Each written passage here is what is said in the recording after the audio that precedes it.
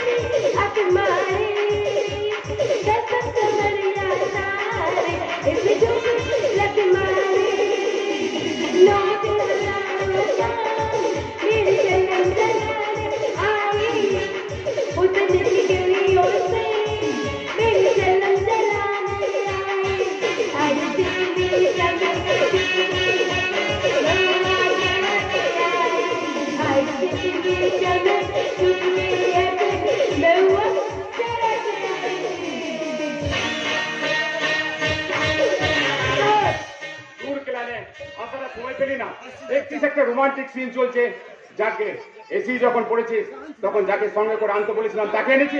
আজ পর্যন্ত আপনার দেওয়া কোন কাজ আমি ফেল করেছি? হঠাৎ ভাবলেন কি করে যে আমি একা এসেছি? আমি সজল করে নিয়ে এসেছি, ভাই অপেক্ষা করছে। সজল মানে ফুলকি দাদা? হ্যাঁ ফুলকি দা। তুমি চম করলে কেন? এই যা ওকে নিয়ে আয়। ঠিক আছে আপনার প্ল্যান তো আমি কিছুই বুঝতে পারছি না স্যার।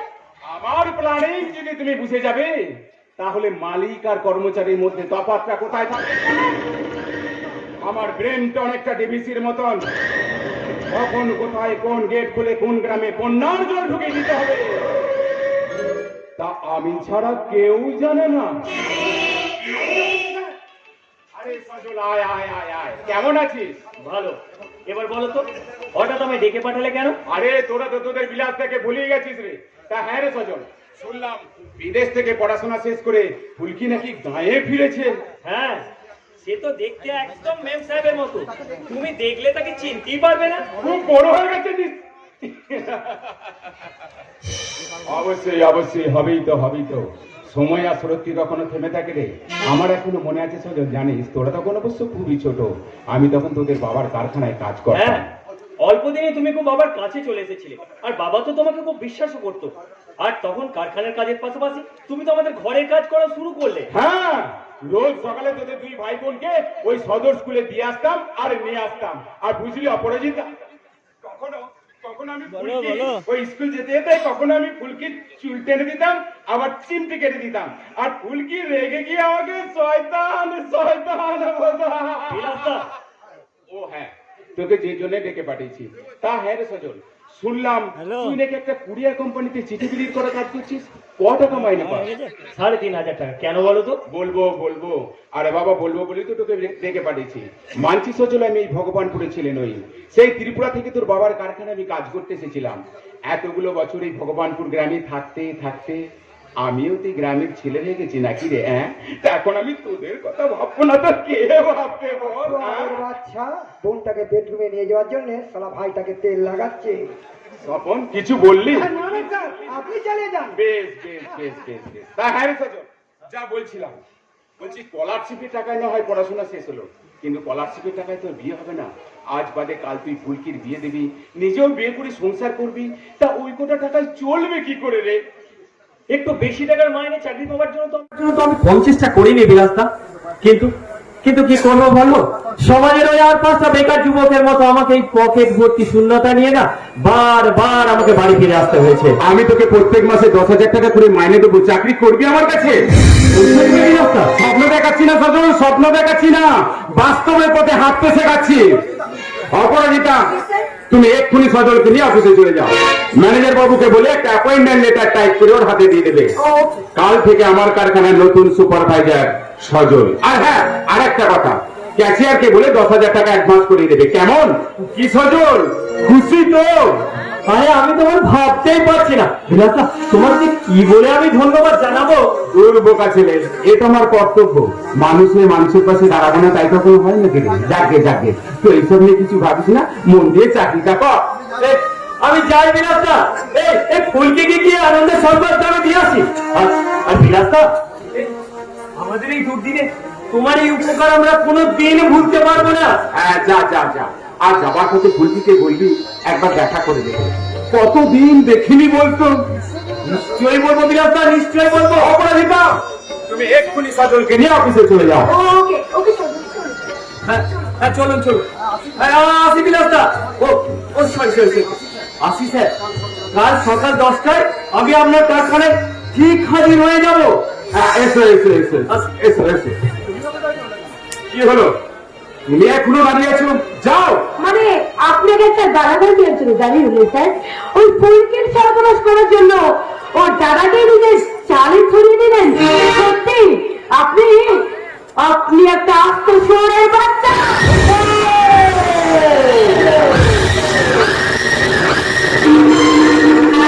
গালাগাল দিলি? তা দিলি যখন এত হালকা গালাগাল দিলি কেন রে? আমার যে আমার ভাই ভাই গালাগাল না শুনলে ভালোই লাগে না। দেখে কিন্তু আমার ভালো লাগছে না স্যার। আপনি নিজেও বলবেন, আমাদেরও বলবেন। ঠিক বলে তখন কথায় আছে, বিড়ালকে তাড়াতে হলে প্রথম রাতেই তাড়াতে হয়। তা আপনি বিড়ালকে না তাড়িয়ে তাকে দুধ খাচ্ছেন। পা কেমন আছে তো স্যার বাবু? কিন্তু খবর ভালো নয়। খারাপ খবরটা কি? এই ভগবানপুর গ্রামে একটা কলেজ নেই। এখানকার ছাত্র ছাত্রীদের শহরে গিয়ে পড়াশোনা করতে হয়। তাই ফুলকি বিদেশ থেকে টাকা নিয়ে সেখানে কলেজ করতে চলছে। কলেজ করছে আপনারই জমিতে। সে আমার জমিতে? হ্যাঁ বিলাসবাবু, আপনার যে হাত খোলা 22 ফিট ধরে রয়েছে ফুলকির নদের মধ্যে ওই জমিটা দেবো। সে কি? সেখানে তো আমি বাগান বাড়ি করবো বলে ভেবে রেখেছিলাম। ঠিকই তো আছে, বাগান বাড়ির জায়গায় হবে স্কুল বাড়ি, বুদ্ধির বদলে হবে শিক্ষা। যেখানে এককালে আমরা বসে মাল খাওয়া বলে ঠিক করেছিলাম, সেটা ছাত্র ছাত্রের টিফিন হবে। ওই জমির সন্ধান ফুলকিকে কে দিল? হ্যাঁ, আমি এই গ্রামের অসহায় মানুষগুলোর দিনের পর দিন তাদের মুখে দ্রাস কেড়ে নিয়ে যে পাপের বোঝা তুমি মাথায় তুলেছো, এই জমিটা গ্রামের মানুষ উপকারের জন্য দান করে তোমার ওই পাপের বোঝাটা একটু কমানোর চেষ্টা করেছি। বিশ্বাস করে দিয়েছিলাম। বিশ্বাস করো, মুখে আমি যাই বলি না কেন, মনে মনে আমি তোমাকে ভালোবাসি। আমি তোমাকে একবার মা বলে ডেকে প্রণাম করতে ইচ্ছা করছে। এই না হলে বাংলার মমতাময়ী নারী। বাবু একদম চিন্তা করবেন না। সিঙ্গুরে জমি কেলেঙ্কারির পর এবার ভগবানপুরে জমি কেলেঙ্কারি শুরু হবে। তফাৎ শুধু একটাই, ওখানে মমতা কারখানা করতে দেয়নি, এখানে এই ক্ষমতা কলেজ করতে। অত বৌদি বৌদিকে পড়ছিস কেন রে সপু? ভালো লেগেছে বুঝি? আরে বাবা, ভালো যদি লেগে থাকে তো বল না, এক রাতের জন্য ওকে আমি তোর ঝুঁকিতে পাঠিয়ে দিচ্ছি। তুমি চুপ করো। নিজের স্ত্রীর সম্বন্ধে এমন কথা বলতে তোমার একটু লজ্জা হচ্ছে না? না না না, লজ্জা করছে না। দাঁড়াও, ঘরের কথা বাইরে লোকের সামনে হবে, তাতে হবে কে? কত মনুষ্যত্বের, কত অস্তিত্বের, ক্ষতি মানবিকতা। আর এটি আমার আনন্দ তিস্তা। আমি বিলাস বর্মন, যেটা ভালো মন করবো সেটাই করবো। আর আমার সহকর্মী হিসাবে তোমার উচিত আমাকে সাপোর্ট করা। তাই করেছি, কিন্তু কিন্তু কিন্তু আজ আমার পিঠের চেতনা সুনিচিগুলো চিৎকার করে পড়ছে, তোমার মতো একটা অমানুষের সঙ্গে ঘর পড়াচ্ছে, বিশ্বে মরে যাওয়ার চেয়ে অনেক ভালো। সম্ভব ইসকে মরে যাও তিস্তা। তাহলে এমন একটা দিন আসবে আমি নিজের হাতে তোমাকে গলা টিপে মেরে ফেলবো। ভুল করবেন যেন প্রমাণ না থাকে। আইন কিন্তু প্রমাণ চাই, প্রমাণ না পেলে আপনিও মুক্ত আর আমার কাজও জবাব নেই আপনার। শপথবাক্য পাঠ করে পুলিশের এই পোশাকটা পরেছিলেন সাধারণ মানুষের পাশে দাঁড়ানোর জন্যই কিন্তু এই চাকরিটা আপনি পেয়েছিলেন। ওই পাপ মুখে একদম বৌদি শব্দটা উচ্চারণ করবেন না। নীতি আদর্শ কর্তব্যকে বিক্রি করতে করতে নরকের সীমানায় নেমে গেছেন। আজ আপনারা চরিত্রহীনতার কালো কাপড়ে মুখ ঢেকেছেন। কথা বলবেন না। ওই সাবান দাও যে আমার চরিত্র ধুয়ে পুছে তো পরিষ্কার আছে। আপনাদের চরিত্র সম্বন্ধে জানতে আমার বাকি নেই। যে সমস্ত মেয়েরা পেটের খিদে নিবারণের জন্য দেহ বিক্রি করে, আর তাদের কাছে আপনারা রাতে গিয়ে হাত পেতে বাজারের টাকাটা ভিক্ষে করে নিয়ে আসেন। বৌদি পুলিশের পোশাক পরা সরকারি ভিখারি। এটা কি হচ্ছে বাবু?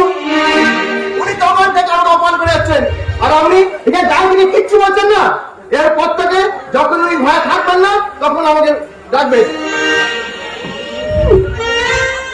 মুখ্যমন্ত্রী মহিলা হয়েছে বলে সব মেয়েরা সরকারের পাশে পড়ে গেছে।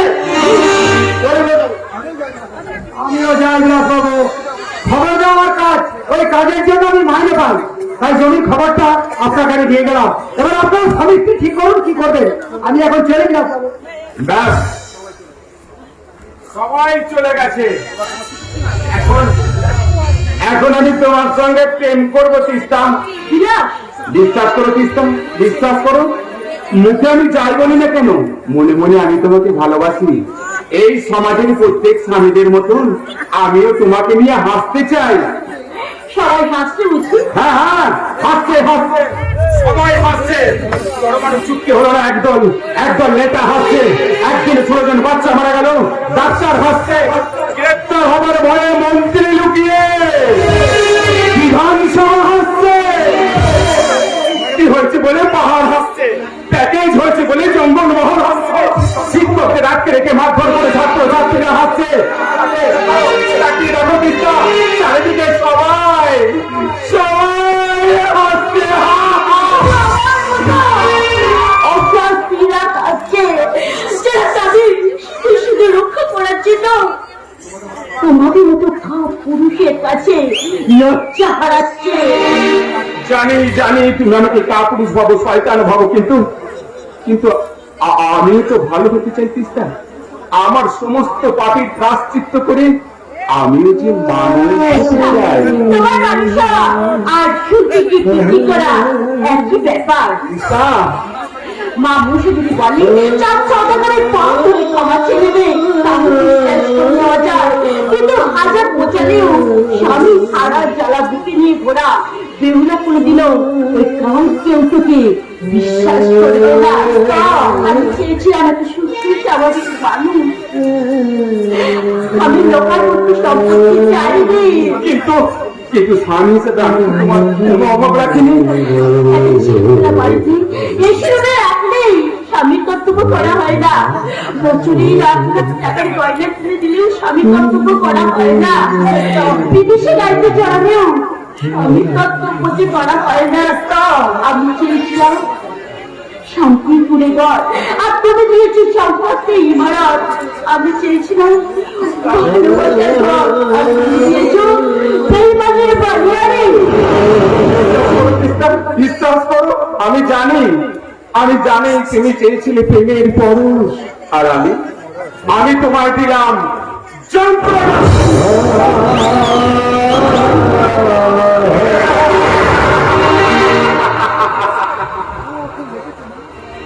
খুব লেগেছে, খুব লেগেছে, খুব লেগেছে।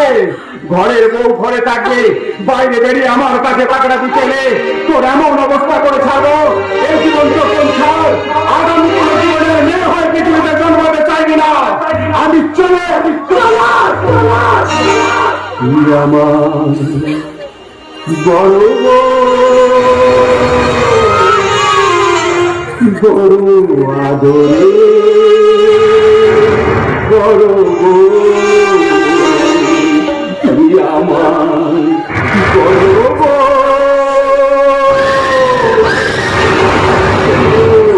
আদরে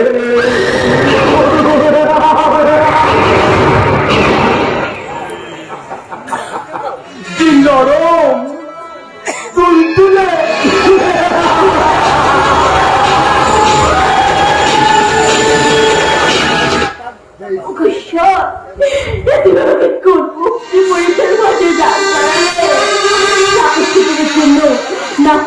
আঘাত করতে না পারছি, এই অন্যায় আপনার সব মুখ ফুটে মেরেছে। আমি একদিকে আমার আদর্শ আর একদিকে আমার কর্তব্য। ঈশ্বর, তুমি আমাকে পথ বলে দাও ঠাকুর, তুমি আমাকে পথ বলে দাও, পথ বলে দাও তুমি।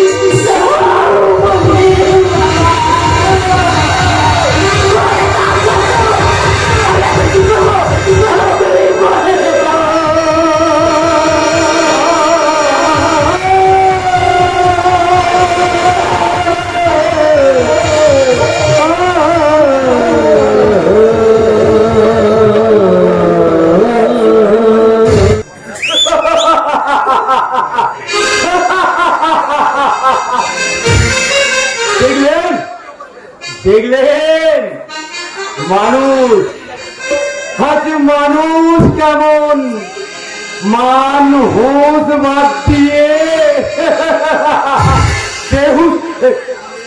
বেহুশ হয়ে গেছে।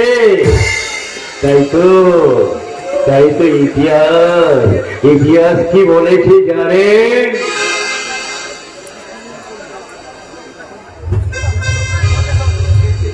এই মানুষ ছিল বন মানুষের রূপে, ইতিহাসেই বলে আদল চাচার বদলে গেছে দিন বদলের ফলে। এই মানুষ ছিল বন মানুষের রূপে, ইতিহাসেই বলে আদল চাচার বদলে গেছে দিন বদলের ফলে।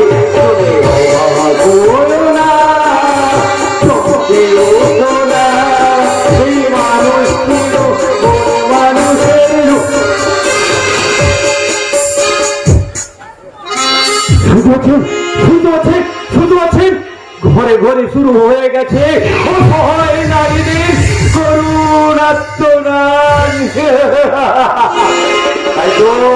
তাই তো খুন হয়ে যাওয়া ছেলে মেয়ের মা বাবারা মিছিল করে নিয়তির কাছে ডেপুটেশন দিতে আসছে। হাতে হাতে হাতে ওদের রক্তে লেখা ফেস্টন, মুখে ওদের স্লোগান। ওরা বলছে ফিরে দাও মনের শান্তি, ফিরে দাও প্রাণ, ফিরে দাও বাজের বচন। ফিরে দাও মনের শান্তি, ফিরে দাও প্রাণ, ফিরে দাও বাজের বচন। ফিরে দাও সোনার ধান, ফিরে দাও সোনার ধান, ফিরে দাও সোনার ধান।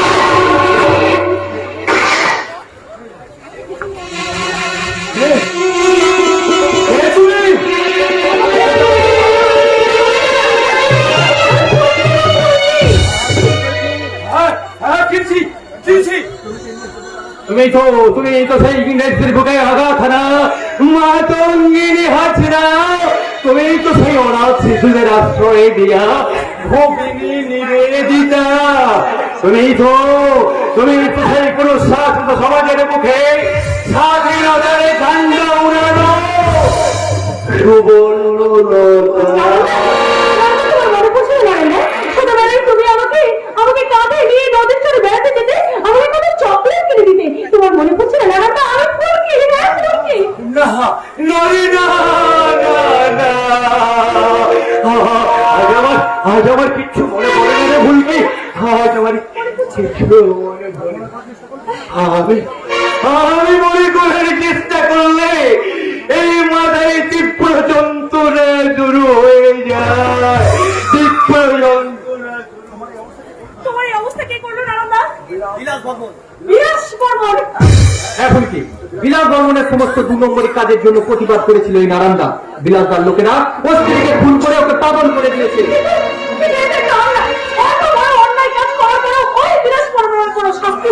কে দেবে শাস্তি? থানার বড়বাবুকে টাকা খায় সমস্ত প্রমাণ লোপাট করে দিয়েছে। গ্রামের সাধারণ মানুষ ভয়ে কেউ ওর বিরুদ্ধে মুখ খুলতে চাইছে না। তাই হয়নি কোনো এফআইআর, হয়নি কোনো তদন্ত। সেটা দিব্যি আছে। আর রাস্তায় রাস্তায় পাগল হয়ে ঘুরে বেড়াচ্ছে আমাদের এই নারান্দা। কে পাগল হয়ে রাস্তায় রাস্তায় ঘুরে বেড়াচ্ছে? ও বুঝেছি, ওই বিদ্রোহী কবি নজরুল ইসলাম। বেশ হয়েছে, বেশ হয়েছে, বেশ হয়েছে। বিদ্রোহী কবি বিদ্রোহ করা বেরিয়ে গেছে। আমি কতবার বলেছিলাম চোখ আছে দেখে যাও, কান দিয়েছে শুনে যাও, বিদ্রোহ করো না। শুনলো না আমার কথা। থাকো থাকো আমার পাগলা গারুলে, আমি চলি।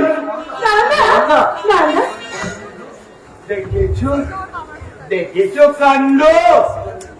আমি শুধু নিজের কথাটাই বলে গেলাম। তোমাদের সাথে তো আলাপ করা হলো না। তোমরা কারা গো? এখানে কি করছো? ও বুঝেছি বুঝেছি বুঝেছি, প্রেম করছো তো, ভালো। তুমি ওকে ভালোবাসো তো? হ্যাঁ, আমি ওকে ভীষণ ভালোবাসি। ভালো ভালো ভালো, প্রেম করা খুব ভালো, এতে মন শরীর সব ভালো থাকে। হ্যাঁ, তবে একটা কথা মনে রেখো ভাইয়া, শুধু প্রেম করে সময় কাটালে চলবে না, সংসারী জংশনে পৌঁছাবার জন্যে এই জীবনে গাড়িটা নিয়ে বেরিয়ে পড়তে হবে। না, জীবনটা হলো একটা হাই রোড, প্রেম হলো সেই হাই রোডের ওপর দিয়ে ছুটে চলা একটা দূর পাল্লা বাস। প্রত্যেকটি স্টপেজ তোমাদের হাতে হাত দিয়ে পার হতে হবে, পৌঁছে যেতে হবে ভালোবাসার জংশনে। আরে ভালোবাসার জংশনে পৌঁছে গিয়ে বাজিয়ে দাও সানাই, আর সিঁদুর কত থেকে একটি সিঁদুর নিয়ে পরিয়ে দাও।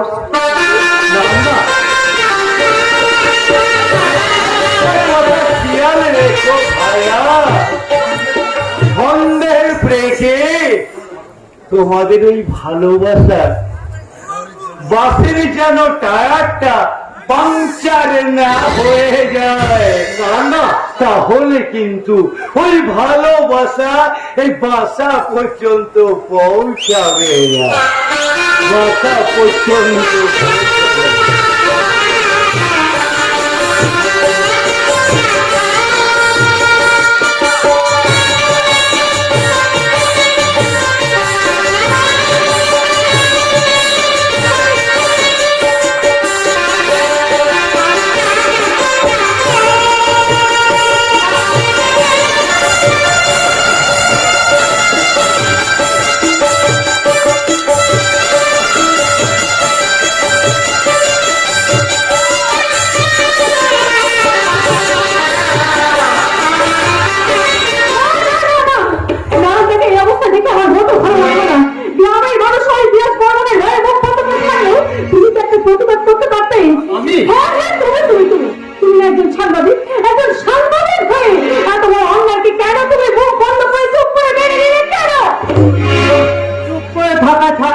আর যে কোনো উপায় নেই। তুমি আমার বন্ধুকে তুমি আর দেখো বলছো? অধিকারী কাকা তো প্রতিবাদ করতে গিয়েছিল, কি হলো? চক্রান্তের শিকার হয়ে সন্ত্রাসের কাছে মাথা নোয়াতে হলো তাকে, তার সংসারটার কি হবে? অধিকারী লোকটা মোটেও ভালো ছিল না। আর বিলাস বর্মনকে তুমি চেনো না ফুলকি, তাই হয়তো তুমি এই কথাগুলো বলছো। ও পারে না এমন কোনো কাজ নেই, ওর দুর্গে প্রবেশ করা মুখের কথা নয়। টাকা পয়সা, নেতা মন্ত্রী, পুলিশ প্রশাসন ওর সবই আছে। তুমি প্রতিবাদ করতে গেলে ঘাড় ধাক্কা দিয়েও তোমাকে রাস্তাতে ফেলে দিতে পারে। হাসারে সিদ্ধান্ত হাসারে, কারণ ঘর ধাক্কা দিয়ে মাটিতে ছেড়ে দেওয়া যায়, কিন্তু ঘর ধাক্কা দিয়ে কখনো কোনোদিন প্রতিবাদকে থামিয়ে রাখা যায় না। আর তা যদি তাহলে যেত, তাহলে যে মহাকাল থেকে একদিন মমতা ব্যানার্জিকে পুলিশ চুলের মুঠি ধরে টানতে টানতে বার করে দিয়েছিল, সেই মহাকালে আজ মুখ্যমন্ত্রীর ছেড়ে মমতা ব্যানার্জি বসতে পারত না। আমি কিছুতেই ছাড়বো না, আমি কাল যাবো। ও যদি আমার কোনো কাজে বাধা দিতে আসে, তাহলে আমি তাকে 6 বার মারবই মারবো। ওই বিলাস বর্মনকে আমি শাস্তি দিতে কালই থানায় যাবো।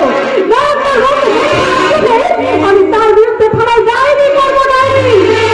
ফুলকি, ফুলকি, এ ফুলকি, এই সিদ্ধার্থ, এ মনসু, তোরা তো এখানেই রয়েছে দেখছিস।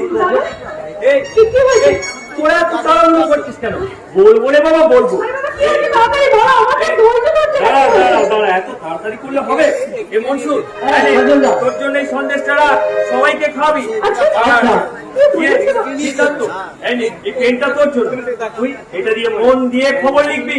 আর তুই কি এই তোর জন্য না, এই সালোয়ার কামিজ এনেছি, দেখ তো পছন্দ হয়েছে কিনা। আমার খুব পছন্দ হয়েছে দাদা, পছন্দ হয়েছে। আচ্ছা, এটা বলতো দাদা, তুমি কি লটারি পেয়েছো নাকি? লটারি নয় রে বোন, লটারি নয়, তাহলে? আমি দেবতার পরশ পেয়েছি, আর ওই দেবতাই তোমার চাকরিটা দিয়েছে। চাকরি তো তুমি আগেই করতে পারো। হ্যাঁ রে, চাকরি করতাম, ওই 3,500 টাকার মাইনের চাকরিটা আমি ছেড়ে দিয়েছি। হ্যাঁ রে, ছেড়ে দিয়েছি, আর তার বদলে কাল থেকে যে চাকরিটা করবো তার জন্য মাইনে পাবো আমি 10,000 টাকা। হ্যাঁ রে বউ, এই দেখিস আমাদের আর দুঃখ থাকবে না রে। দেখিস এই অন্ধকারের কালো মেঘটা সরে গিয়ে আমাদের দেখা দেবেন সুখের সূর্য। দাদা, তুমি কোথায় চাকরি পেয়েছো? ওই বিলাসদার কারখানায়। হ্যাঁ রে বোন, হ্যাঁ, বিলাসদা নিজে ডেকে আমাকে চাকরিটা দিয়েছে, তার জন্য মাইনে দেবে 10,000 টাকা, 1 মাসের টাকা অ্যাডভান্সও দিয়েছে। শোন, এই গায়ের 10টা লোক বিলাসদার নামে বাজে কথা বললো, ওই বিলাসদা আমার কাছে দেবতা। দাদা দোহাই, যেই মানুষটাকে তুমি দেবতা বলে ভাবছো, সেই মানুষটা গ্রামের আরো 5 জনের ক্ষতি করছে না। তাতে আমার কি? আমি তো আমার স্বপ্নকে হাতের মুঠোয় পেয়েছি। চমৎকার দাদা, চমৎকার। জবাব নেই তোমার, জবাব নেই দাদা।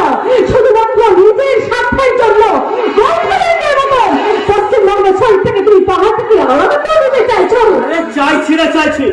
আপনি বাঁচিলে বাপের নাম। দোহাই দাদা, দোহাই, এই চাকরি তুমি ছেড়ে দাও না। এই চাকরি তুমি করো না। কোনো না। আরে কি ভেবে দেখছিস তুই? এতগুলো দিন আমরা কিভাবে কাটিয়েছি? দাদা, সামান্য কত টাকা মাইনে পেতাম বলে সারাদিন টিউশনি করে তোকে লেখাপড়া শিখিয়েছি, নিজে না খেয়ে তোর জন্য টাকা পাঠিয়েছি। আর এই কটা টাকা আমি যখন সুখের মুখ দেখলাম, আর তুই কে বলছিস চাকরিটা আমাকে ছেড়ে দিতে? মুখ খুলে মনে রাখ, তুই কি ওই বিলাসদার দেওয়া চাকরিটা আমি ছাড়ছি না, কোনো দিনও না। মাসু, তুমি তো আমার বন্ধু, আমার দাদার ভালো মন্দ সম্পর্কে দেখো। তুমি আমার দাদাকে অন্তত একটু বুঝিয়ে বলো না। তুই তোর দাদাকে চিনিস ফুলকি? সজনা যা বলে তাই করে। ওই বিলাস বর্মনকে যখন ও দেবতার আসনে বসিয়েছে, তখন হাজার চেষ্টা করলেও কারোর কথা বিশ্বাস করবে না। চলে গেল, চলে গেল। সেটা তো তুমি অন্তত আমার দাদাকে একটু বুঝতে বলো না। সেটা তো তোমার কথা দাদা নিশ্চয় শুনবে। তুমি আমার দাদাকে বুঝতে বলো প্লিজ। কি বলবো? অভাব তোমার দাদাকে ক্লান্ত করে দিয়েছে, আর ওই বিলাস বর্মন তোমার দাদার ওই ক্লান্ত শরীরটাকে সোনার খাটে শুয়ে দিয়েছে। আর আমি তোমার দাদার দুচোখ বন্ধ হয়ে গেছে, আর বন্ধ হয়ে যাওয়া অন্ধ মানুষের ঘুম আমি তখন ছাড়।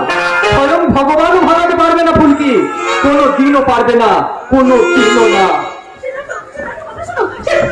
চলে গেল, শয়তানের বিনাশ বর্মন। তুমি বড়ি আড়াই পয়সায় কিস্তি মাফ করতে চাইছো, কিন্তু আমিও ছাড়বো না। আমার নাম ফুলকি। তোমার ওই কাঠের প্রসাদে আমি ফাটল ধরাবোই ধরাবো। তোমার এই আসন থেকে তোমাকে আমি টেনে হিচড়ে নিচে নামিয়ে আনবো। তোমার এই মুখোশ আমি আমি একবারে টেনে হিচড়ে করে ফেলবো। তোমার অহংকার আমি একবারে মাটির সঙ্গে মিশিয়ে দেবো। শয়তান বিলাস বর্মন, আজ যা তোমার ভয় মুখে আছে, কাল তাই তোমার বিরুদ্ধে গর্জে উঠবে। আমি তোমার এমন অবস্থা করবো বিলাস বর্মন, যা দেখে তুমি ঘুমিয়ে ঘুমিয়ে চিৎকার করে বলবে, মেয়ে তো নয়, যে আগুনে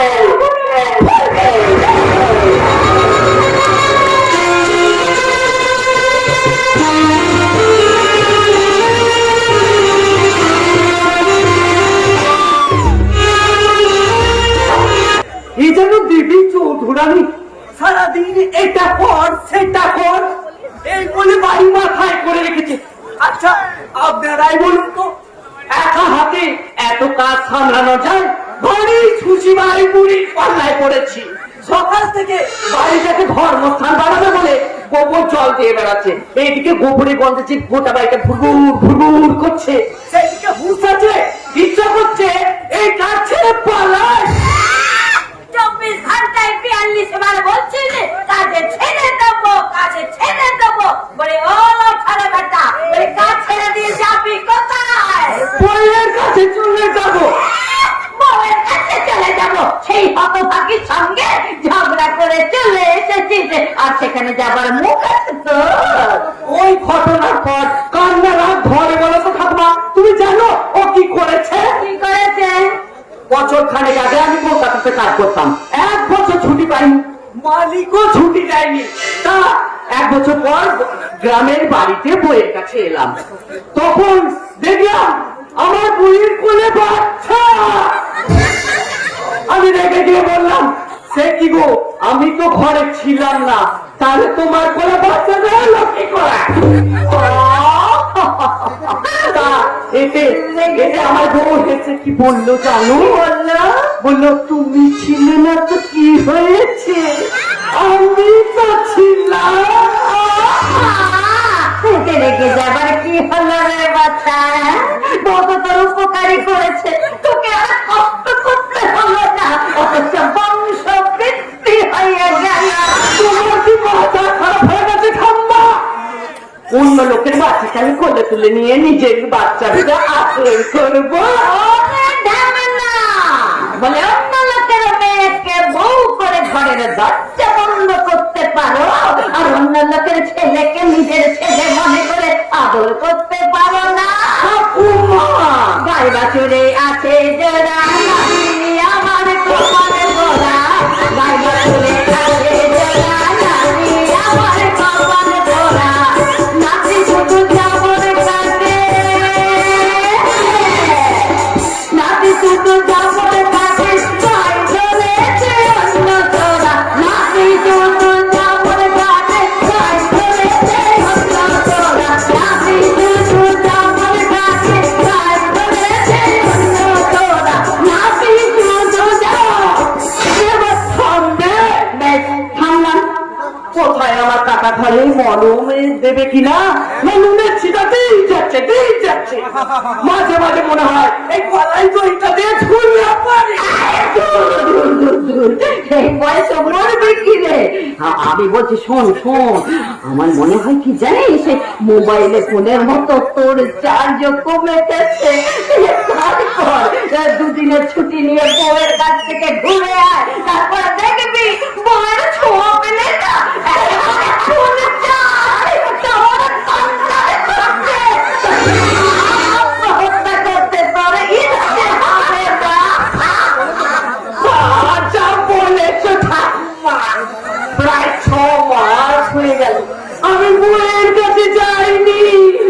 আরে চাষ হয়েছি তা আমরা কি কেউ থেকে বাড়ি যেতে বারণ করেছি? যেতে হলে যা, 2 দিন ঘুরা, কারণ মাঝখানেক পর কিন্তু তুই আর ছুটি পাবি না। কেন রে, মাঝখানেকের পর ছুটি পাবেন না কেন? কারণ আমি সিঁদুর দিয়ে ঠিক করে এসেছি। কি বলছেন কথা? আমাদের ছোট বাবুর বিয়ে? হ্যাঁ রে, সেই কথাটা বলার জন্য ঠাকুর মশাইয়ের বাড়ি থেকে সোজা আমি এখানে চলে এসেছি। তা ভালো, মরার আগে নাটকের মুখটা দেখে যেতে পারবো। হ্যাঁ রে খোকা, ঠাকুর মশাই বিয়ের জন্য কোন তারিখটা দিল? আগামী মাসের 10 তারিখ বুধবার গোধূলি রত্ন।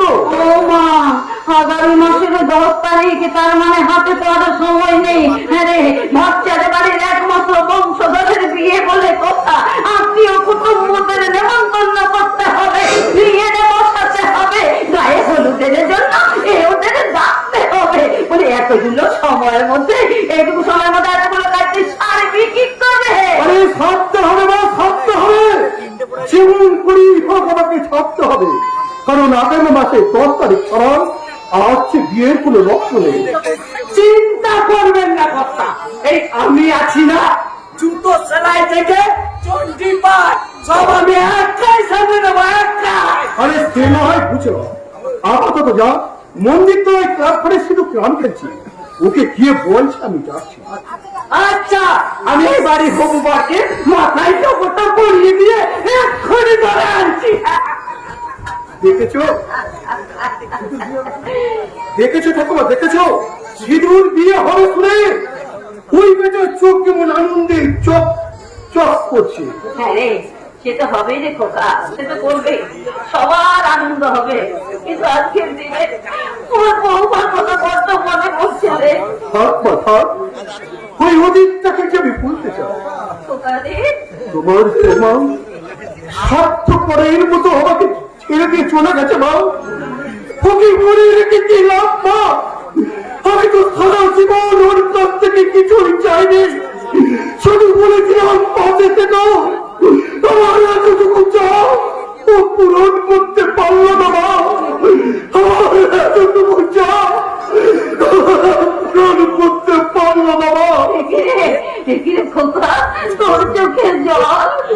বুকে ঝড় উঠলেই চোখ থেকে বৃষ্টি পড়বে মা। তোকে জল মোজ খোকা ওরে নিয়তির নিষ্ঠুর পদক্ষেপকে পাল্টে দেবার ক্ষমতা সাক্ষাৎ ভগবানেরও নেই রে। ছোটবেলা থেকে সিঁদুর কাছে তুই মা তুই বাবা। আর ওর বিয়েতে সবচেয়ে দায়িত্ব যে তোরই বেশি। এই বাচ্চাদের বাড়ির ঝাড়বাতি গুলোকে তোকে যে নিজের হাতে চালাতে হবে রে খোকা। শুধু কি তাই কাকা বাবু, এই বাড়ির সাথে সাথে যে গোটা গ্রামের দায়িত্ব আপনাকে নিতে হবে। আরে বিরাট, তুমি আমার বাড়িতে কেন কাকা বাবু, আমি তো এই বাড়িতে আসতে পারি না? এই ভগবান করে তুমি আসো এতগুলো বছর ধরে, তা একটা বছরে তো বিজয়ের পরে বাড়িতে আসনি, তাই হঠাৎ তোমাকে এই ব্যাপার ঠাকুমা, বেশ তো এতগুলো বিজয়ের প্রণাম আজ আমি একবারই ছেড়ে দিচ্ছি। কাকা না না ঠাকুমা, থাকবে কেন? আর শুধু আমার নয়, এই গোটা গ্রামের গুরুজন বলতে একমাত্র তো আপনিই জীবিত রয়েছেন। ঠিক আছে ঠিক আছে, এবার এই বাড়িতে আসার কারণটা জানতে পারি? অবশ্যই জানতে পারেন ঠাকুমা, অবশ্যই জানতে পারেন। তবে তার আগে শুনেছি বিজয়ের পর এই বাড়িতে এলে আপনি তাকে নারকেলের নাড়ু খাওয়ান। কই আমাকে খাওয়েন না? নারকেলের নাড়ু খেতে যে তুমি এ বাড়িতে আসনি সেটা আমি ভালো করে জানি বিরাট। এখন যে কাজের জন্য এসেছো সেই কাজ সেরে মানে মানে এখান থেকে কেটে পড়ো। তবে হ্যাঁ, তোমার যদি সত্যি নারকেলের নাড়ু খাওয়ার ইচ্ছে হয় তাহলে বিজয়ার পর এসো। আমি ওই বিজয়ার পর থেকে লক্ষ্মী পুজো ভাসানের দিন পর্যন্ত নারকেলের নাড়ু দিই। আর তারপর যদি কেউ বসে তাকে যে আমি জানো। এরপর তুমি ঠিক করে নাও কোনটা খাবে, ওই নারকেলের নাড়ু না ছাড়ো। ঠাকুমা বেশ মজার মজার কথা বলে, তাই না কাকা বাবু? তোমার আসার কারণটা কিন্তু আমি এখনো জানতে পারলাম না বিরাট। কাকা বাবু, শুনলাম আপনি সিদ্ধার্থের সঙ্গে ফুলকির বিয়ে ঠিক করেছেন। আরে কেন, এতে কি তোমার আপত্তি আছে? আপত্তি? আপত্তি কি বলছেন কাকা বাবু? খবরটা শোনার পর থেকে আনন্দে মনটা কেমন নেচে উঠেছিল, তাই তো এখানে আসা। আসলে কি জানেন তো কাকা বাবু, সিদ্ধার্থ আমার নিজের ছোট ভাইয়ের মতো, তাই বলছিলাম এই বিয়ের সমস্ত খরচা আমি করবো। বিরাট, হ্যাঁ কাকা বাবু, প্যান্ডেল থেকে তোর লাইট থেকে বাজি সানাই থেকে ব্যান্ড পার্টি ভিএন থেকে ক্যাটারার সব আমি করে দেবো কাকা বাবু। আপনি দয়া করে না বলবেন না। না না, তাই তা কি করবো? আরে ছেলেটা তো আমার, সেটা না তাছাড়া আমার যা কিছু আছে তা দিয়ে এই অনুষ্ঠান সুসম্পন্ন করতে আমার কিন্তু কোনো অসুবিধা হবে না। সে আমি খুব ভালো করে জানি কাকা বাবু, আপনার কোনো অসুবিধা হবে না। তবু বলছিলাম, কারণ আমিও তো আপনার ছেলের মতো, তাই তাই পকেট ভর্তি টাকা নিয়ে এসেছো মানুষ কেনার জন্য। বুঝলি? প্রথমে আমার দাদাকে দিয়ে কেনা শুরু করেছো, এরপর আমাকে খাওয়ানোর জন্য কাকা বাবুকে কিনতে নিয়ে এসেছো, তাই না দুর্নীতির দোকানদার বিরাট বর্মন? কত বড় হয়ে গেছে বলকি, তোমায় দেখতে আমার হৃদয় জুড়িয়ে যাচ্ছে গো। নাটক বন্ধ করো বিরাট, নাটক বন্ধ করো। গ্রামে আসার পর থেকে তোমার মুখ নিয়ে নানা মানুষের মুখে নানা কথা শুনতে পেয়েছি, তাই গ্রামের মানুষ তোমার ভয়ে মুখ বন্ধ করে থাকলেও আমাকে তুমি থামিয়ে রাখতে পারবে না। কারণ আমাকে থামানোর জন্য তোমাকে বারবার থানায় যেতে হবে ঘুষ দিতে, আর তোমাকে থামানোর জন্য আমি মাত্র একবার যাব মহাকরণে মুখ্যমন্ত্রীর কাছে। বলকি এবার ভেবে দেখো বিরাট বর্মন, তুমি সুস্থ জীবনে ফিরে এসে গীতা পড়বে নাকি লোকের ক্ষতি করে চিতায় চলবে? তুমি কি বলছো বলকি, এইসব তুমি কি বলছো? তুমি আমার নামে যা যা শুনেছো সব সব সব নিতে। রোজ সকালে ঘুম থেকে উঠে দুপথে রামকৃষ্ণ কথামৃত না পড়ে আমি জল পর্যন্ত খাই না, আর আমি কি না করবো মানুষের ক্ষতি। নানা ফুলকি, তুমি ভুল শুনেছো, আমি না সত্যি সত্যি গ্রামের জন্য ভালো কিছু তাই করতে বুঝি? চাই। বেশ, তাহলে তোমার ইট খোলা জমিতে কলেজ তৈরি করার জন্য দান করো। বললাম, আরে এ কি বলছো তুমি? তুমি সত্যি সত্যি জমিতে কলেজ তৈরি করার জন্য দান করবে? হ্যাঁ কাকা বাবু, শুধু জমি কেন, আপনাকে যে গ্রামে দায়িত্ব দেবো, আর 3 মাস পরে পঞ্চায়েত নির্বাচন, আমি চাই আপনি ভোটে দাঁড়ান এবং জিতুন। এসব কি বলছো তুমি? আমি আমি নির্বাচনে দাঁড়াবো? হ্যাঁ দাঁড়াবেন দাঁড়াবেন, অবশ্যই দাঁড়াবেন, আমি সব ব্যবস্থা করে দেবো। না, না, না, এসব কিন্তু আমার দ্বারাই হবে না। কেন হবে না কাকা বাবু, কেন হবে না? আমি কাকাবাবুকে একটু বুঝাও না, মানছি আমি গ্রামের 5টা মানুষের ক্ষতি করেছি, কিন্তু কাকাবাবু তো করেনি আর করবেন না। কাকাবাবু, কাকাবাবু কথাটা তো ছেড়ে দেওয়ার নয়। আসলে মানে এই গ্রামের ভালোর জন্য, উন্নতির জন্য কাউকে তো একজনকে দায়িত্ব নিতেই হবে, তাই না? বেশ বেশ, এই ভগবানপুরের ভালো হোক তা আমি মন্ত্রীকে চাইতাম কি, কিন্তু এত বড় দায়িত্ব নিয়ে আমি যদি সামলাতে না পারি, না না, তোমরা আমাকে একটু ভাববার সময় দাও, তোমরা আমাকে একটু ভাববার সময় দাও ফুলকি। আমি এখন কি ফুলকি, আর তোমার আমার প্রতি রাগ নেই তো? এই যে কলেজের জন্য জমি দিলাম, কাকাবাবুকে গ্রামের দায়িত্ব দিলাম, তোমার দাদাকে চাকরি দিলাম, তবে বিশ্বাস করো ফুলকি, আমি যা কিছু করেছি সব তোমার জন্য। হ্যাঁ হ্যাঁ, সব সব সব তোমার জন্য। সেদিন তোমাকে দেখার পর থেকে দিনে আমি তারা দেখছি, রাতে রোদ পড়ছি। লক্ষণগুলো কিন্তু সব পাবনি। যখন কেউ আমাকে পাগল বলে, তার প্রতিবাদ করি আমি। যখন তুমি আমায় পাগল বলো, তুমি আমায় পাগল বলো, বুঝবো যে আমি বন্ধুরে পাগল তো বন্ধুরে, বন্ধু আমি বন্ধুরে পাগল তো বন্ধুরে। আমি তোমাকে ভালোবাসি বলছি।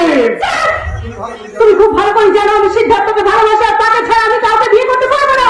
এই মরেছে, কথাই তো বোঝে না। আরে বাবা, বিয়ে তো তুমি সিদ্ধার্থ কি করবে? আমি নিজেই দাঁড়িয়ে থেকে তোমাদের বিয়ে দেবো। খুব কষ্ট হবে, বুক ফেটে যাবে, চোখ দিয়ে জল বেরিয়ে নদীতে পরিণত হবে। আমি সব সহ্য করে নেবো ফুলকি। আমি শুধু চাই। দুষ্টু, খুব দুষ্ট হয়েছে না? বুঝেও না বুঝার ভান করছো। না না, করছে না। আমি বলে দিচ্ছি, আমি চাই ওই আইবুড়ো ভাতের মতন ওই আইবুড়ো ফুলসজ্জনা তুমি আমার সঙ্গে করো।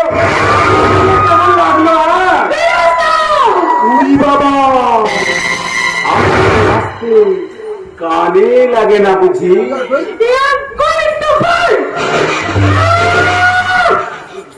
জমি নেবে, অথচ আমি দেবে না বললে তো চলবে না ফুলকে। দেখো, মেয়েদের জন্ম হয় আমাদের মতো পুরুষদের আনন্দ দেওয়ার জন্য। মেয়েরা জন্মায় শুধুমাত্র তোদের মতো পুরুষদের কোনো আনন্দ দেওয়ার জন্য নয়। আমাদের মতো মেয়েরা জন্মায় তোদের মতো জমনের কলের পাশে থাকিয়ে চড়বে।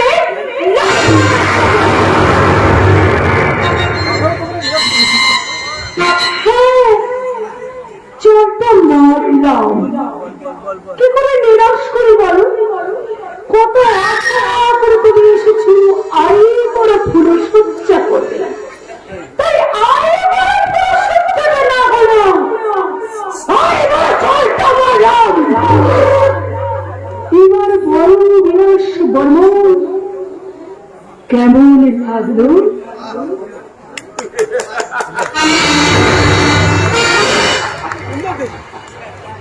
গালে মারলে, বুকে লাগলো, এবার যে বুকটা ধরপড় করছে বইকে।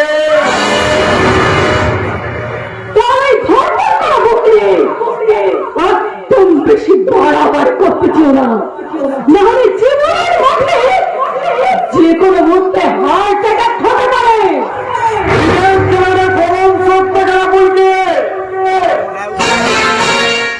এদের আনাজ এলবিডব্লিউ হোয়াইট ছক্কাচার অনেক নিয়ম আছে, সব নিয়ম জেনে খেলতে নামছ তো? তুমি একদম নিশ্চিন্তে থেকো বিরাস বর্মন। টেস্টি বলো আর 20-20 বলো, সেঞ্চুরি না করে আমি কিন্তু মাঠ ছাড়ব না।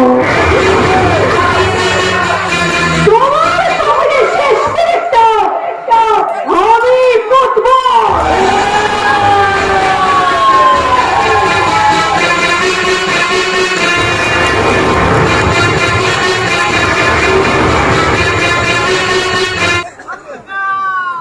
ভাল লাগছে না এক ক্লাস চামচিগিরি করতে আর ভাল লাগছে না, কিন্তু এছাড়া কোনো উপায়ও নেই।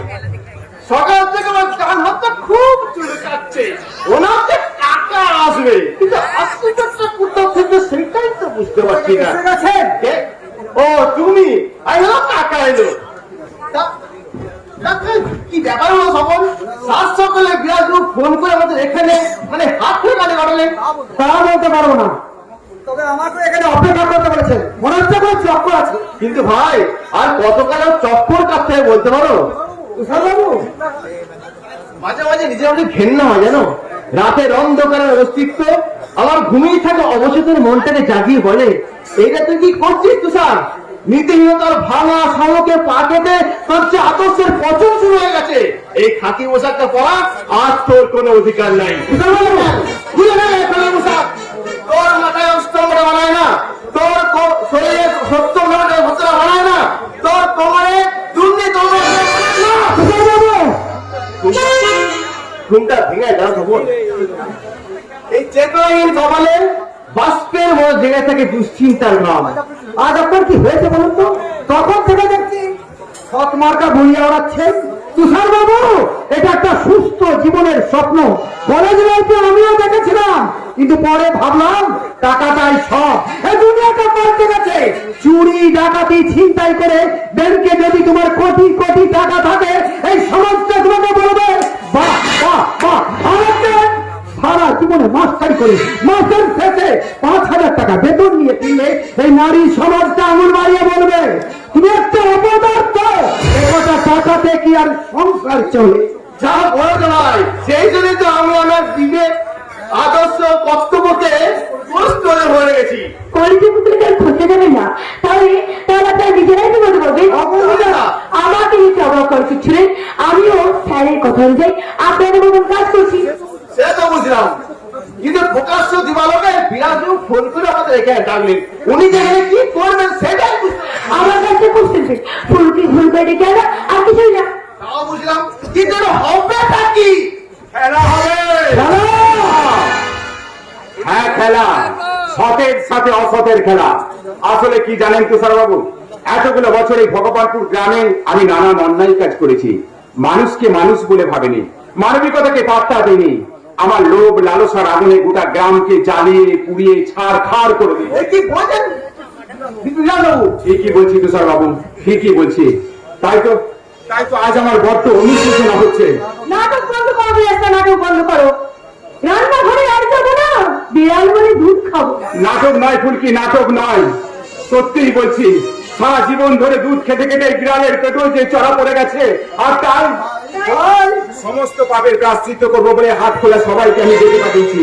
শোনো তোমরা কেউ কোথাও যাবে না, কেউ ভয় পাবে না, কেউ মুখ লুকিয়ে নেবে না। আজ তোমাদের এই অত্যাচারী বিলাস বর্মন নিজের সমস্ত পাপের প্রায়শ্চিত্ত করবে। আমি কিন্তু তোমাকে বিশ্বাস করতে পারছি না বিরাজটা। সে আমি খুব ভালো করে জানি, সে আমি আর এও জানতাম আমি তোমাকে ফোন করে ডাকলে তুমি কখনোই এখানে আসতে না। তাই তো অপরাজিতাকে দিয়ে তোমায় ফোন করেছিলাম। আপনার ভালো মতো আমি ফোন করলেও আপনার কথা আমি কিছুতেই বিশ্বাস করতে পারছিলাম না, মনটাকে ঠিক শান্তি ছিল না। কিন্তু এখানে এসে যা দেখলাম তাতে বুঝলাম যে আমার ধারণা সম্পূর্ণ ভুল। আমি তোমাকে বলেছিলাম না তুমি এখানে এসো, তোমার কোনো অসুবিধা হবে না। এবার খুশি তো? হ্যাঁ খুশি তো হবেই। বিরাজটা আমার দাদার মতো, আমিও চাই আর 5 দিনের মতো বিরাজটা সুস্থ জীবনে ফিরে আসুক। তাই দাদা থেকে সুস্থ জীবনে ভুল বুঝতে পেরে ফিরে আসি, তাহলে তো মন হয়ে খুশি হবে। হ্যাঁ হ্যাঁ বিরাজটা, হ্যাঁ তুমি সত্যি সত্যি নিজের সমস্ত অপরাধ স্বীকার করে সারেন্ডার করো। আমি কথা দিচ্ছি প্রয়োজন হলে তো এসপি দৌড়াদৌড়ি করবো, যাতে তোমার শাস্তি কম হয় আমি সেই চেষ্টা করবো। ওইসব কিছু করতে হবে না পুলিশ, ওইসব কিছু করতে হবে না। যদি পারিস তো রাখি পূর্ণিমার বাড়িটা দিচ্ছি, দাদাকে জেলে দেখতে আসিস আর একটা করে ফোঁটা দিয়ে যা। স্বপন তোকে আমার সাথে সারেন্ডার করতে হবে। আমি আজ পর্যন্ত যা করেছি আপনার কথা মতো আমি জানি আজও আমার কথাই শুনবে। কিশোর বাবু আমাকে হ্যান্ডকাপ করান। পারবেন কেন? আজকালকার দিনে আপনাদের মতো অসাধু পুলিশ অফিসাররা আসামিদের বাড়িতে হ্যান্ডকাপ নিয়ে যায় না, ফাঁকা মানি ব্যাগ। তুই ঠিক বলেছিস, আমার তো মাথাতেই ছিল না যে তুষার বাবু আমাকে অ্যারেস্ট করতে পারে না, কারণ উনি নিজেও আমার মতো সমান দোষী। স্যারের মতো আপনি হ্যাঁ না কি কেলো আমি জানাবো। হ্যাঁ হবে, আপনি আমাদের বেশি খুশি। এলাকার ঘুষকে আমাদের অন্যায়কে সাপোর্ট করে গেছে, তাই আপনার উচিত প্রথম সারেন্ডার করা। স্যার, পুলিশ অফিসার সবার প্রথম স্যার আমি। ঠিক আছে, কোনো যাবে না স্যার। হ্যাঁ, ঠিক আছে ঠিক আছে, দোষ যখন আমরা তিনজনই করেছি তখন আমরা তিনজনই সারেন্ডার করবো, কিন্তু কে প্রথম সারেন্ডার করবে সেটা ঠিক করবে ফুলকি। হ্যাঁ, তুই তুই তুই অপরাধীরা তোর থেকে কালো কাপড় ভেঙে দেবেন, ভয় পাস না। তোর ছোটবেলার কথা মনে আছে ফুলকি? হ্যাঁ, তুই ছোটবেলায় কানামাছি গোবো খেলতে ভালোবাসিস বলে আমরা সবাই মিলে কানামাছি গোবো খেলতাম। হ্যাঁ, আজও আজও আমরা সবাই মিলে যে কানামাছি গোবো খেলবো, আর তুই প্রথম দেখেছিলি সেই প্রথম ধরা দেবে। কি কি কি কি রাজি? আমি রাজি। অপরাজিতা Yes, sir, কালো কাপড় আমি সঙ্গে এনেছি, আমি এক্ষুনি ফুলকি চোখে দেবো।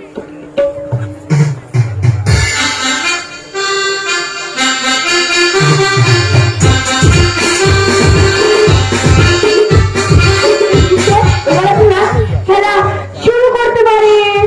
শুরু করে ফুলকে।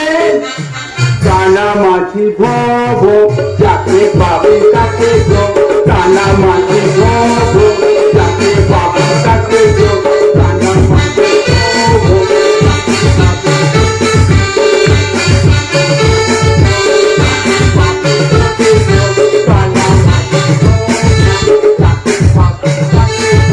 কানামাছি ভব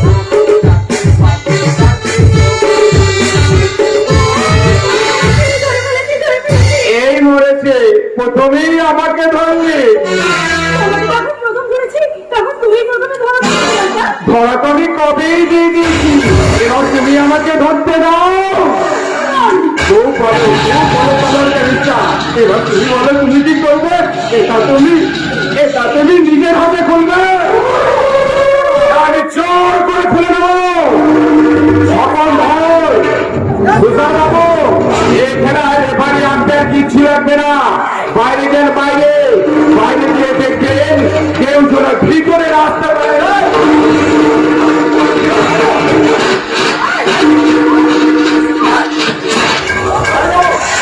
বাইরে যান, বাইরে বাইরে যান।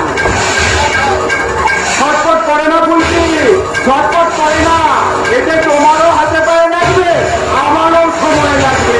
এই সব আমাকে ছেড়ে দাও, ছেড়ে দাও। কেন তোমরা বলতে পারো না? আমাকে জড়িয়ে ধরো, জড়িয়ে ধরো।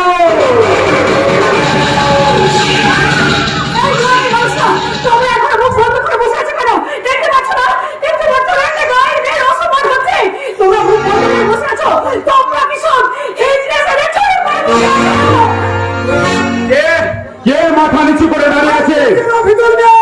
আরে রফিকুল, মাথা তোল, তুলে দেখ তোদের ইন্ডিয়ার ইজ্জত দিয়ে আমি কি করছি। এই পা দিয়ে নাচিয়ে নাচিয়ে ফুটবলের মতো গোল দিচ্ছে, গোল। এ তো দেখার জিনিস। দেখ, আর যে দেখবে না তার চোখ আমি উপরে নেবো। সকল তোমরা শুয়ে দেবে, তুই চলে যা, বাদ বাকি যা করার আমি করছি। খেলা হবে,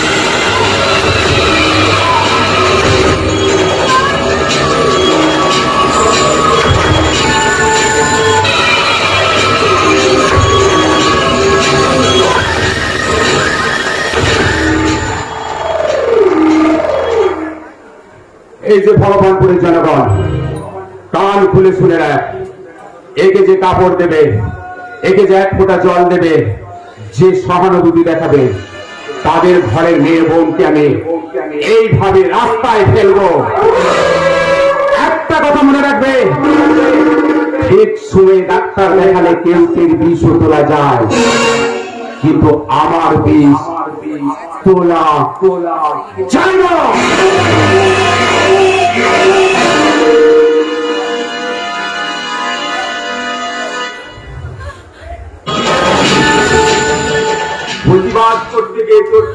হলো তুই ঘরের ভেতর চর মেরে আমাকে অসম্মান করেছিলি, আর আমি হাট খোলার সবার সামনে তোকে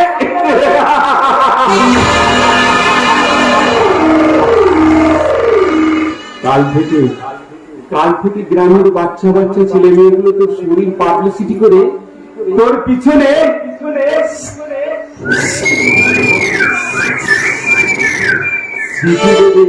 সিটি, আর তুই লজ্জায় ঘেন্নায় গ্রাম ছেড়ে চলে যাবি। আমিও চলে শুধু রাখি পূর্ণিমার ভাইফোঁটার দিন এই দাদাকে দেখতে আসতে ভুলিস না রে বোন, তুই ভুলিস না। ছোট বড়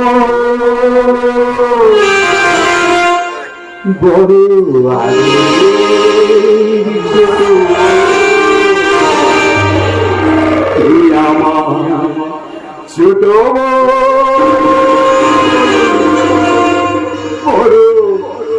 আদরের ছোট কি নরম তুলতুলে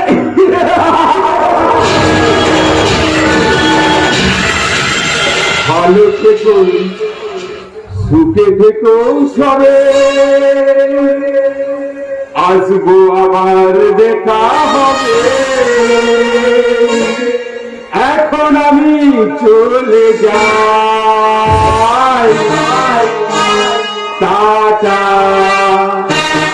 bye bye, tata bye bye, tata.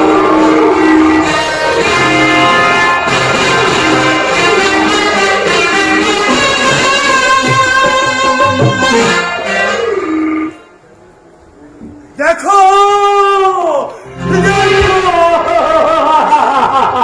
দেখো দেখো দেখো বিনয় বদল দিলে, দেখো দেখো না, দেখো দেখো দেখতে পাচ্ছ, দেখতে পাচ্ছ এই নগ্ন দরিদ্রীকে দেখতে পাচ্ছ?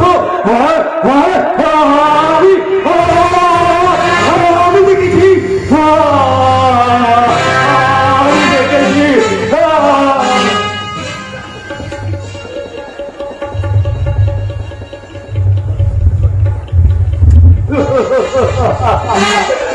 চাইছো তাই তো এই লগ্ন দরিদ্রীর শরীরে ঝুলিয়ে দিলাম স্বাধীনতা।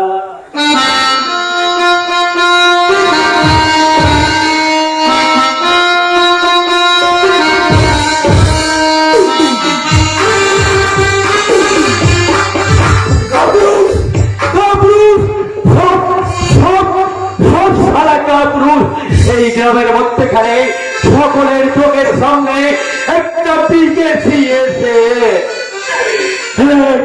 গ্রামের মেয়েকে ধর্ষণ করে চলে গেল, অথচ কেউ প্রতিবাদ করতে এগিয়ে এলো না।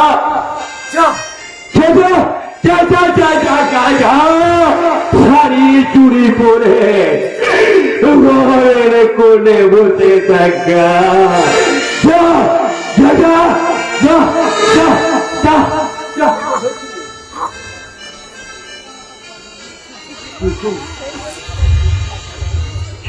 ধরিত্রী, তুমি চুপ করে বসে আছো কেন?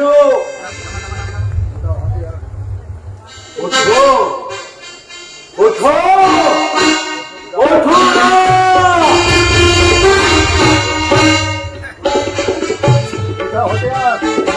উঠাও উঠাও হাতিয়ার, আবার নতুন করে তোমাকে শুরু করতে হবে ভারতবর্ষের স্বাধীনতা।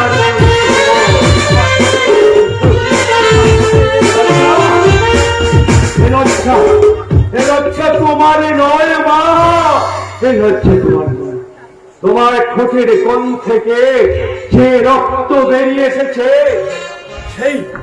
সেই রক্তে রাঙিয়ে দাও সেই স্বাধীনতার মাটি, সেই স্বাধীনতার মাটি।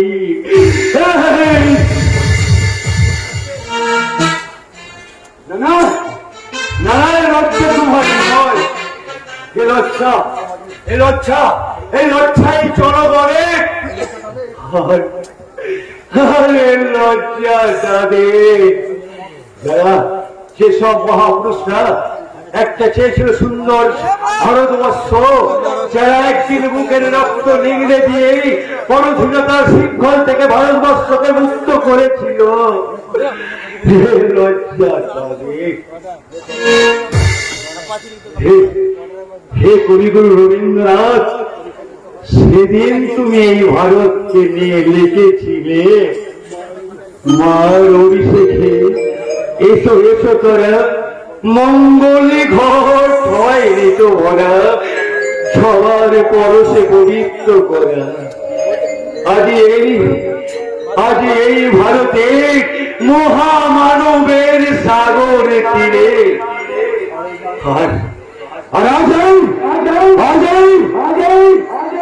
নারায়ণ পাগল এই ঠোঁটের কোণ থেকে বেরিয়ে আসা রক্ত দিয়ে তোমার কবিতাকে চুরি করে লিখে যাচ্ছে সারা সমাজ, বিষে বিষে ভরা মানবিকতায় ধরেছে ঘোরা, শাসনে শোষণে ব্যথাতে ব্যথাতে ভরা। হায় রে ব্যথাতে ভরা।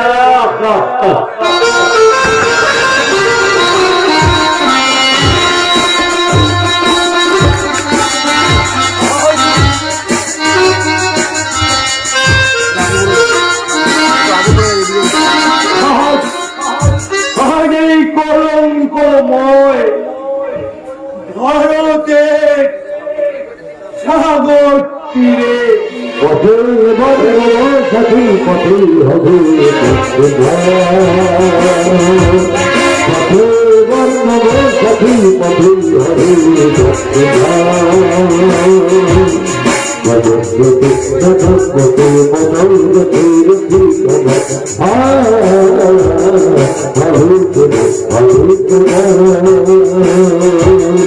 পথে বর্ণব